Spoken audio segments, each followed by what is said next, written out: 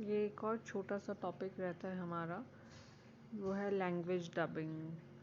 तो language dubbing क्या होता है या फिर डबिंग किसको बोलते हैं? Dubbing, mixing, or re recording is a post production process used in filmmaking and video production in which additional or supplementary recordings are mixed with original production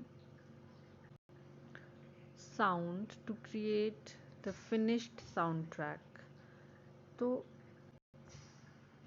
dubbing क्या है आपकी? डबिंग या फिर इसी को हम मिक्सिंग भी बोलते हैं या फिर री रिकॉर्डिंग, मतलब कि दोबारा से रिकॉर्ड करना।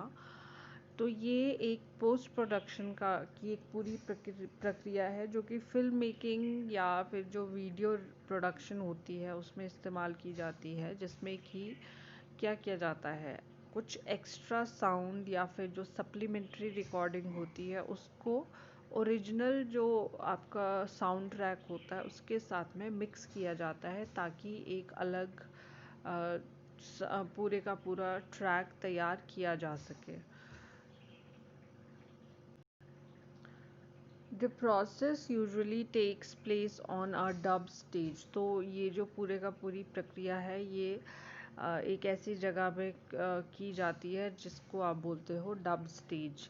After sound editors edit and prepare all necessary tracks, the dubbing mixer or mixer proceeds to balance all the elements and records the finished sound track. जब आपका जो साउंड एडिटर है वो पूरे तरीके से एडिटिंग कर देता है, जो भी उसका पार्ट होता है साउंड ट्रैक को क्रिएट करने के लिए, जितने भी ज़रूरी ट्रैक्स होते हैं उन सबको वो प्रिपेयर करता है, उसके बाद डबिंग मिक्सर या फिर जो मिक्सर जिसको आप सिंपली मिक्सर भी बोल सकते हो, वो उन सारे एलिमेंट्स में बैलेंस बना के एक पूरा एक फिनिश साउंड ट्रैक रिकॉर्ड करता है।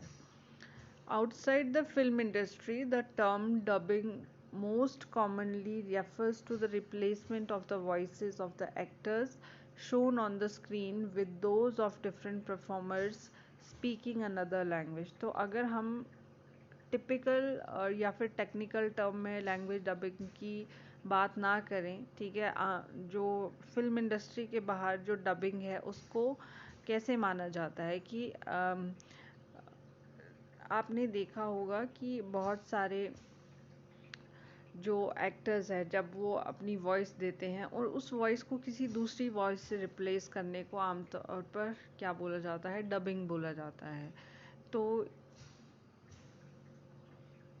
इसमें क्या होता है, कोई एक्टिंग कोई एक पर्टिकुलर एक्टर करता है और उसकी वॉइस को कोई जो लैंग्वेज डबिंग करता है, जो कोई और अपनी आवाज़ उस एक्टर को देता है, तो इसको डबिंग बोलते हैं। आपने देखा होगा कि कई इंग्लिश फिल्म्स को हिंदी में डब किया जाता है, तो उसमें जो एक्टर होता है वो सिर्फ अपनी लैंग्वेज में बोल रहा होता है, उसके जो डायलॉग्स होते हैं उसको म्यूट करके पीछे से दूसरे जो साउंड जिसने दी है और जो साउंड आर्टिस्ट होता है उसकी आवाज़ को उस एक्टर पे डब किया जाता है। तो dubbing is often use to localise a foreign movie. तो आमतौर पे कोई भी फॉरेन मूवी को अपनी लोकल भाषा में वो कन्वर्ट करने के लिए या फिर लोकल भाषा में रिकॉर्ड करने के लिए डबिंग का इस्तेमाल किया जाता है। The new voice tracks is usually spoken by a voice artist और अ वॉइस एक्टर। तो जो भी नया नया वॉइस ट्रैक होता है जो डबिंग करके लोकल भाषा में बोली गई जो लैंग्वेज होती है उसको कौन बोलता है? वॉइस आर्टिस्ट या फिर वॉइस एक्टर बोला जाता है इसको, जो डबिंग के लिए अपनी आवाज़ देता है। तो ये है आपका डबिंग का पूरा। तो सिंपली डबिंग क्या है, जो हम आम भाषा में समझते हैं डबिंग को, कि अपनी जो एक फ़िल्म को